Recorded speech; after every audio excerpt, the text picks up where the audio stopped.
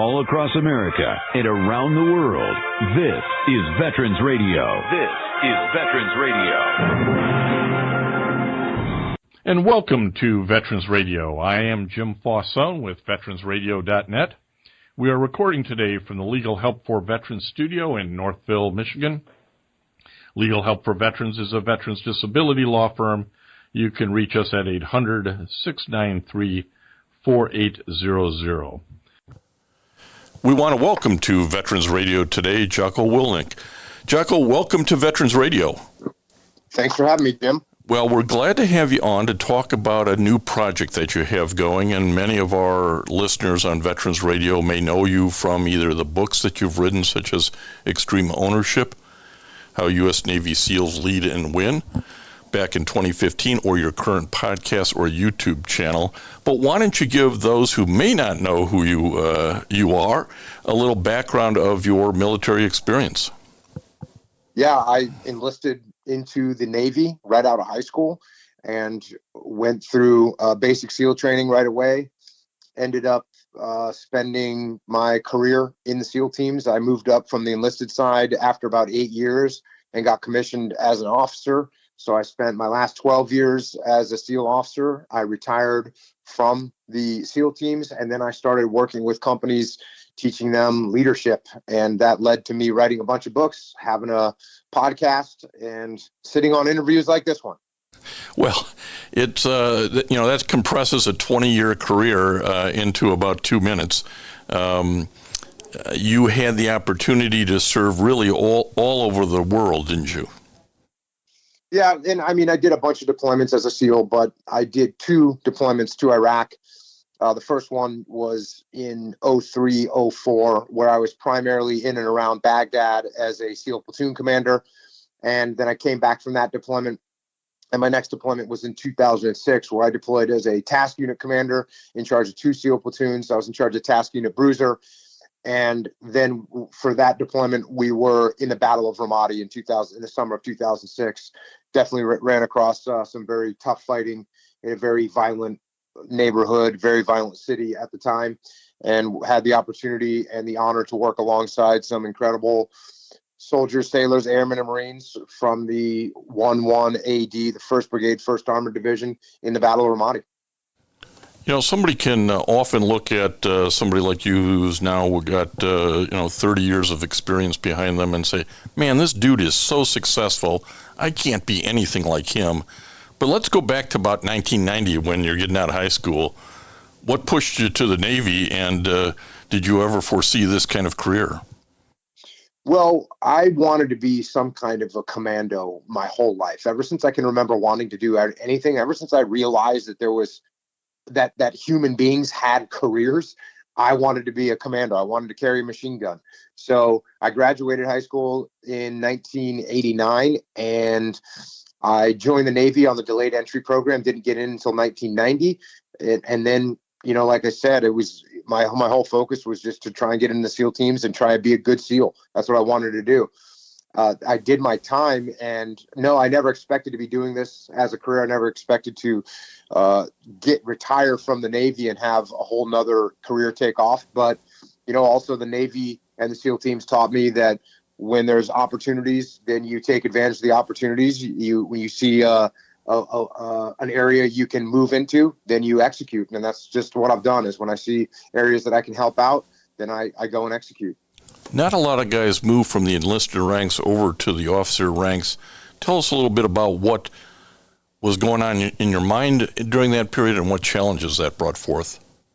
Well, in my 2nd SEAL platoon, and I write about it in my new book, Leadership, Strategy, and Tactics, we had a mutiny in my SEAL platoon. We had a bad officer. We didn't like our officer. And we actually had a mutiny where we went before the commanding officer and told him we didn't trust our platoon commander and we wanted to get rid of him. And I go through the details in the books. Eventually he was removed. But the guy that came and took his place was a kind of legendary SEAL that had an incredible amount of experience. And he was a prior enlisted guy. He was a Mustang. And he made life for the 16 guys in our SEAL platoon. He made life awesome. And about halfway through that deployment, I said to myself, if I ever get the chance where I can make life awesome for 16 guys in a SEAL platoon, I'm going to try and do it. And that's how I ended up going down the path of becoming an officer. I was very lucky. There was a program called the Seaman to Admiral program, which was started by Admiral Borda, and he was the chief of naval operations. And he started this program where they took enlisted guys and just made them into officers. So I went from being an E5 at SEAL Team 1, went to 13 weeks of OCS, and then I was an O1 at SEAL Team 2. And I didn't go to college till a few years later. So it was a great program. I was very lucky to get picked up for it. They only picked up 50 guys, 50 sailors from the entire Navy. So I was very lucky that I got picked up for it. And once I got commissioned, I was on that officer path and had a great time as an officer as well, doing an assistant platoon commander, a task unit commander, and then, running the training for the West Coast SEAL teams for my last few years. And you retired as a lieutenant commander out of the Navy, as you mentioned, I think, in October of 2020, and moved into the business world. A lot of guys have a tough time with the transition. They don't know what to go do. Usually there's 2 or 3 different stops and starts before figuring out. Tell us a little bit about how you put yourself into a position that the business track was right for you, which ultimately led to this career as an author. It was one of those moments, again, where I was, keeping my eyes open, staying humble and listening to what people were saying and looking for opportunities to exploit. So and exploit is a strong word we use in the military. It's probably not the right word to use in the civilian sector, but I know this is a military podcast, so people know what I mean when I say exploit. When you gather intelligence from the enemy, you exploit that intelligence. You take advantage of it. So same thing here. I was about to retire, and I knew a guy that was the CEO of a big company, and he asked me to come and talk to his executives about leadership. I went and did that, and when I got done, he came up and asked me to do it for every division in his company. So I started going around the country talking to all of his various divisions, and at one of those divisional meetings, there was the CEO of the parent company. And when I got done speaking about leadership, he came up and said, I want you to come and talk to all the CEOs of all the companies I own. And he owned about 45 or 50 companies at the time. I went and talked to all those CEOs. A bunch of them asked me to talk to their companies. And that was kind of the beginning of what I'm doing now. Eventually needed help. And I talked to my a guy that I work with, my teammate Leif Babin, who was one of the platoon commanders that worked for me in the Battle of Ramadi. I asked him if he wanted to come and help out, and he certainly did. So that's what we started doing. And as we worked with all these different companies, they would ask us if we had these principles written down anywhere, if we had a handout for them, something we could give them. So we eventually said we better write these tenets down for everyone to be able to look at. That turned into the book. The book got picked up and published and ended up doing pretty well. And that's kind of how we ended up here. Often you have a battle plan, and as they say, the first punch in the nose, the plan goes out the door, and you start reacting. And that sounds like a little bit of what here is. You may have started thinking, well, I can talk to a few guys, but those opportunities created themselves, and you kept rolling with it. Yeah, and I've always been, aggressive when I see an opportunity. If I see a weakness in the enemy, I'm going to go try and make something happen. I'm going to pursue, and that's kind of what I did. I'd see an opportunity and want to exploit that opportunity, want to take advantage of that opportunity. So that's what I do. That's what I continue to do. So we're talking to Jocko Willink, who, with Leif Babin, formed Echelon Front, a management consulting firm, and has been out talking about leadership for a decade now, and has written a couple of very successful books, and has one out now called Leadership Strategy and Tactics. Tell us, and this is a field manual, tell us what the concept was behind this, Jocko. So, as I have my podcast, which is about leadership, and I have my company where I talk about leadership, and I get asked the same questions about leadership over and over again. And what I realized is that people might understand the principles that I'm talking about, but they have a hard time translating those principles into tactics that they can use on the ground. And so I'd end up answering the same questions over and over and explaining the tactics and strategies that I used to overcome leadership challenges. And eventually I just took all the leadership strategies and tactics that I knew, that I actually used, that I've used in the past, and that I continue to use now, and that I teach other people to use. I put them all into one book so people could open up the book, they could find the leadership problem that they're encountering, and they could find the solution to that problem. And that's what this book is. And as you say, you can open up and find the problem that you have. This is not a read it necessarily from page 1 to the end. It's really finding what your issue is and going to that part of the field manual and getting some direction, isn't it? Yeah, and I mean, it's definitely, I would say, good to read it from cover to cover so that you have all the concepts in your mind. But like a field manual, a field manual in the military, it teaches you what to do in a simple, straightforward, step-by-step manner. So if you want to know how to shoot a gun, you can look up the field manual. If you want to know how to clean a gun, you can look at the field manual. If you want to know how to use a compass, you can look in the field manual. But there's no field manual for how to lead. And so that's what I put this together for, so people can actually look it up, find the problem, find the solution. And let's clear this up. Leadership isn't just about the CEO, is it? No, absolutely not. In fact, leadership on a team should be present at every single level, right down to that frontline trooper, the frontline SEAL, the frontline manufacturer, the frontline salesperson. They all have to understand leadership, and they all are actually leaders, because even if you're the junior man in a SEAL platoon, you're still trying to influence your peers. You're still trying to influence up the chain of command. You're trying to communicate to them, to tell them what you're seeing from your perspective and how you think things should be done. So leadership is present as long as you're interacting with other human beings. You need to know how to lead. And once again, that's what this book shows you. I want to get your comments on a few things that you write about, and one of them is the imposter syndrome. Talk a little bit about that and why you felt it was necessary to write on it. Well, the imposter syndrome is something that a lot of people come up against, and it's basically, hey, I'm moving into a leadership position and I don't quite feel like I'm ready to be in it. And a lot of people have a hard time with it. They think it's very detrimental. I actually don't think that the imposter syndrome is a horrible thing, because I had it my whole career, taking over a SEAL platoon, taking over a SEAL task unit. You feel like you're not quite ready to do the job. And so what do? What did I do? I trained harder. I prepared more. I studied more. I scrutinized my own plans to make sure they were good. So I worked harder. And when I worked harder, guess what? I got a better result. So I don't think it's okay to have, I don't think it's a bad thing to have a little bit of imposter syndrome. I think it'll keep you mentally engaged and in the game. What I'm more scared of is someone that thinks that they know everything and they deserve to be in this leadership position. And I think that's the person that scares me, because they're not humble. They're not going to listen to anybody else. They think they know everything, and that's going to be a problem. And you write on this issue of sort of how do you develop humility in the form of leadership, and where is that line between confidence and arrogance? Give us your thoughts on that. There's all kinds of lines between positives and negatives, and even positives and positives in the military and in any leadership situation. That's what the second book that I wrote with Leif is called, The Dichotomy of Leadership. And there's always going to be a balance that you have to achieve. So, we all know that a leader has to talk to their people. Can a leader talk too much? Absolutely. And then if they talk too much, no one knows it's important. Can a leader talk too little? Yeah, now no one knows what's going on. So there's actually, where do they want to be? They want to be balanced. They want to be somewhere in the middle. Same thing with what you just talked about, being humble but having confidence. Sure, you have to be humble, but you don't want to be so humble that it seems like you're not confident in making decisions. The other end of the spectrum, you don't want to be so overconfident that you don't think you need to prepare. You don't think you need to listen to anyone. Where do you want to be? You want to be balanced somewhere right in the middle. So yeah, you have to stay balanced as a leader in just about everything that you do. And this calibrating your actions goes on constantly in life. And I think some people think, well, I'm going to achieve it, and then I'm there, right? That isn't the way it works, is it?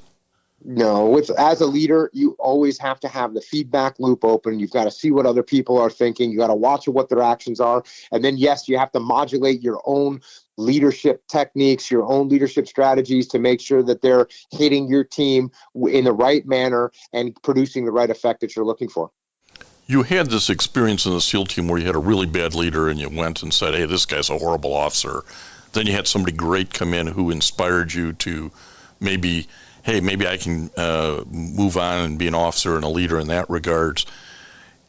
In those experiences, can you talk a little bit about how it taught you to treat everyone, no matter where they are in the chain of command, equally with respect? Yeah, the guy that we had as a platoon commander that we had a mutiny against, he was a pretty arrogant guy, and he treated everyone, I wouldn't say he was openly disrespectful, But clearly, when you had an idea, he didn't really want to hear it. Clearly, when there was work to be done that was menial labor, he wasn't going to have anything to do with it. So even though he wasn't like openly hostile towards those of us junior enlisted people in the platoon, he certainly didn't cultivate any high level of respect from the way that he treated us. Now, when he got fired and the new guy took over, who wasn't a new guy, he was actually more experienced than any of us, but boy, did he treat us with just humility and respect. And what that did was made us respect him so much. We did not want to let him down. We would do anything for that guy. And that's the way a SEAL platoon or any team is supposed to be. I mean, you couldn't imagine when I had the bad platoon commander, I was in a SEAL platoon and not one single person in our SEAL platoon wanted to follow our leader. That's a travesty. And all it took was a shift to a guy that was humble. And all of a sudden, the same group of guys, we loved him. We admired him, and we did everything we could to make him look good, to make our team win. And that was the difference between a platoon that's performing marginally and a platoon that's really performing at peak performance. Your experience has also taught you that there are certain ways to, and maybe it's best methods to administer. Praise is easy to give, criticism is much harder.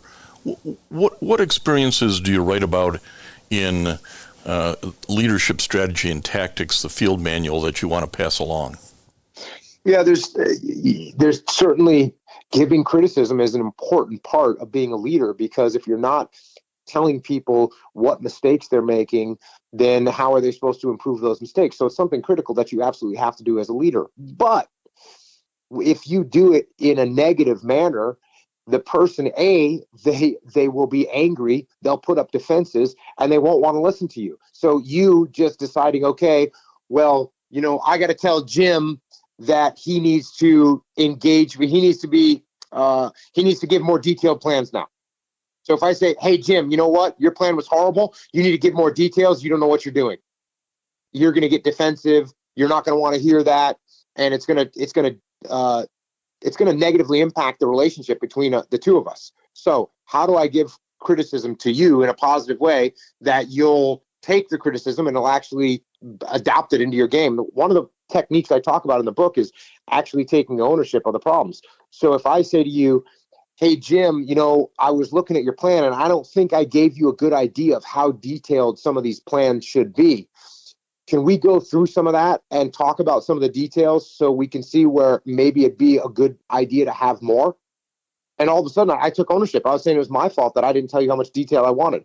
So now you're more open to have a conversation, more open to change, because I took ownership of the problem instead of attacking you with the problem. So that's a good technique to use. Take ownership, even when you're applying criticism. And you write in the book about the importance of communication, which is what this criticism and how you deliver it is really all about. If I'm not communicating with you what my expectations are and you fall short, how are you supposed to know you fell short? But I think this whole idea that you write on and the importance of communication is something everybody can listen to and learn something from. Talk to us a little bit about why communication is so important in your view as it relates to leadership. Well, if you think about what leadership actually is communication. It is communicating up and down the chain of command to make sure everybody understands what the mission is, what the goal is, what the end state that you're looking for, what the parameters of the work that needs to get done. That's what leadership is. Leadership is communication. So if we're not communicating, we're not leading. And by the way, it's important, like I just said, not just that I tell you, if you're working for me, Jim, it's not just important that I tell you what to do. It's also important that our communication is open enough that you can turn to me and say, hey, Jocko, I understand what you want me to do. Here's the problem with your plan. And I'm open enough to say, okay, I didn't realize that it looked like that from your perspective on the front lines. Let's make some changes. What do you recommend? So yes, communication is important, but it certainly is not meant to be one-way communication ever. It's meant to be communication up and down the chain of command and with our peers so that we know as much as we possibly can before we make decisions and plans to move forward. And that communication, I think I want to highlight what you just said, which is it's not only up and down the chain, but it's with your coworkers, right? You're delivering this message to businesses and employers and employees, and this better communication at the coworker level would make a big difference for any organization. Yeah, no doubt about it. I mean, I would always tell if my subordinate leadership ever came to me with a problem that they needed me to solve, or I would just tell them, you guys go figure it out. I'm not solving. You guys come to me with a unified plan. I should never have to solve the problem of my subordinates. They should be able to figure out a problem, come to me and present the solution, and I can approve it. That's what we want. Yeah, and I think so often employees get frozen into, well, I'm just going to bring you the problem. I'm afraid to bring you the solution, aren't they? Yeah, and I'm not sure why, because obviously I'm leading a team. I don't want to sit there and have to figure out all the solutions to myself. And by the way, since you're on the front lines, you're closer to that problem than I am. You could probably have a better opportunity to figure out what the solution should be.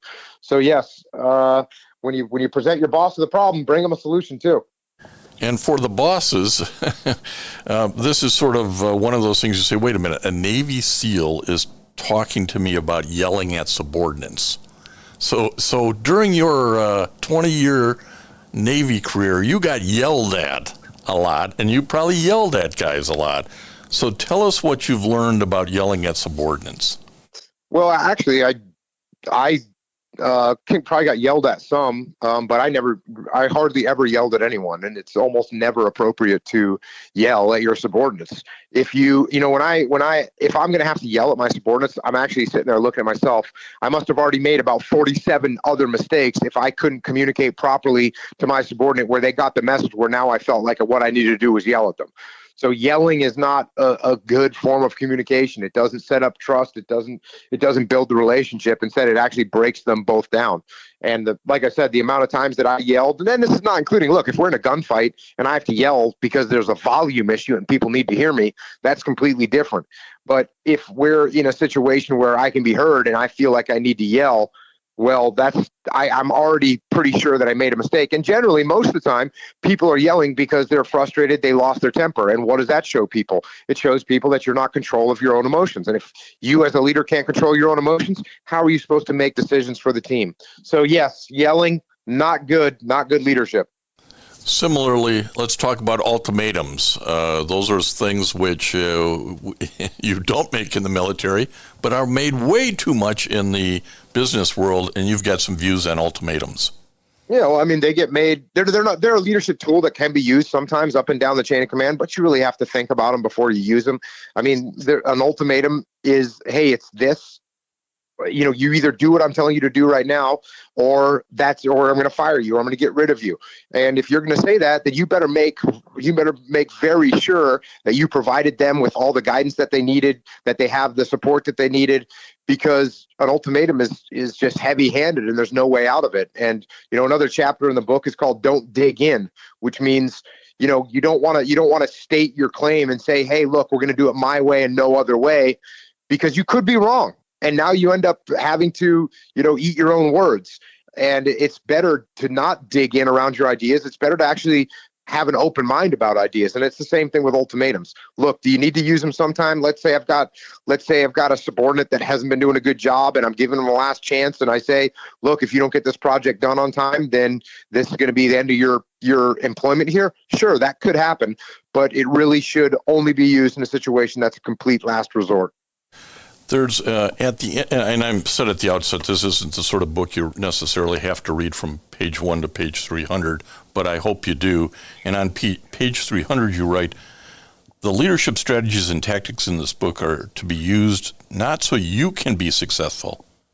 These strategies and tactics are to be used so the team can be successful. That really sums up your message on leadership, doesn't it, Jocko?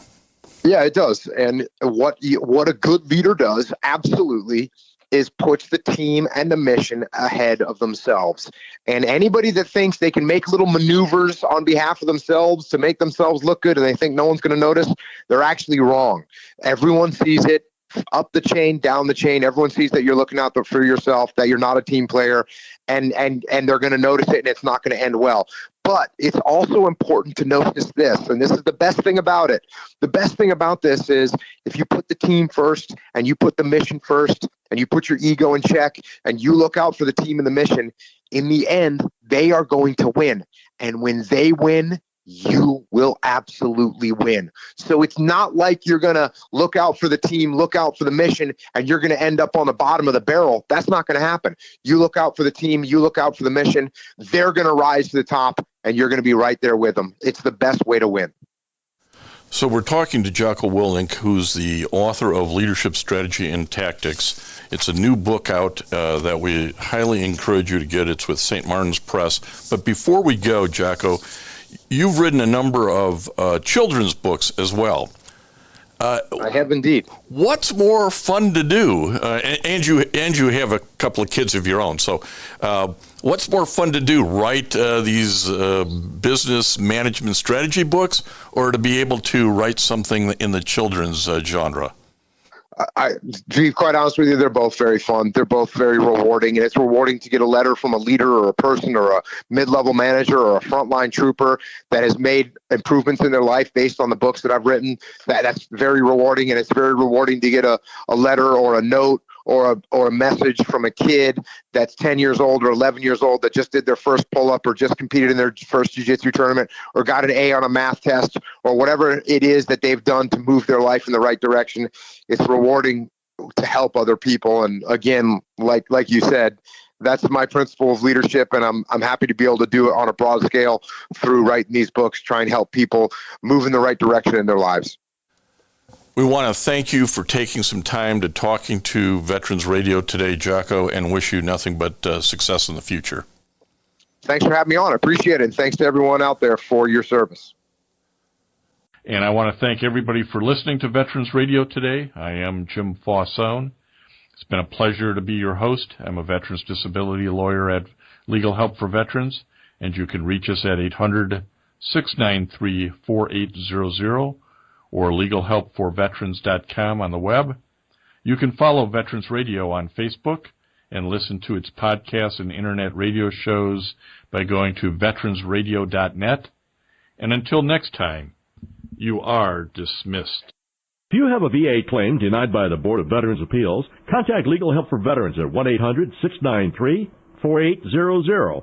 They're experts in handling cases before the U.S. Court of Appeals for Veterans Claims. Their number again, 1-800-693-4800. Veterans Radio needs you. If you like our shows that are informative, surprising stories, and relevant information on what's happening at the VA and the military, we'd like your support. Individual support of $5 to $50 a month, or corporate sponsorship of $1,000 to $10,000 would be welcomed. You can go to veteransradio.net, click on the sponsorship or support tab, pay online, and keep Veterans Radio on the air. You can help support Veterans Radio by going to our website, veteransradio.net, and either sponsoring us with some buddy money, that's a donation maybe of $10 a month or even $100 that will keep us on the air.